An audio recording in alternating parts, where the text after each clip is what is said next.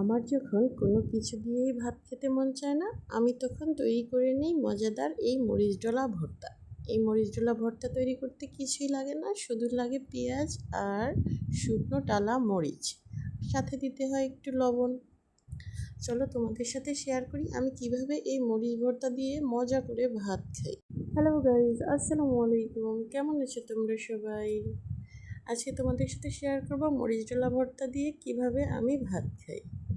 মরিচ ডোলা ভর্তা রেডি, তৈরি করে নিলাম সাদা ভাত, আর এখন দিয়ে নেব এক গুচ্ছ সরিষার তেল। বিশ্বাস করো গাইজ, এই মরিচ ডোলা ভর্তা দিয়ে তোমরা যারা এখনও ভাত খাওনি, একটু ভাত মেখে খেয়ে দেখো, সত্যিই খুবই মজার হয়। আর গন্ধ, সেটা তো অসাধারণ। আমার মতো তোমরা কারা কারা এই মরিচ ডোলা দিয়ে ভাত খেতে পছন্দ করো, কমেন্টসে জানিয়ে যেও। আজকের ভিডিও এই পর্যন্তই, দেখা হচ্ছে নেক্সট ভিডিওতে। এই পর্যন্ত সবাই ভালো থেকো, সুস্থ থেকো, আল্লাহ হাফিজ।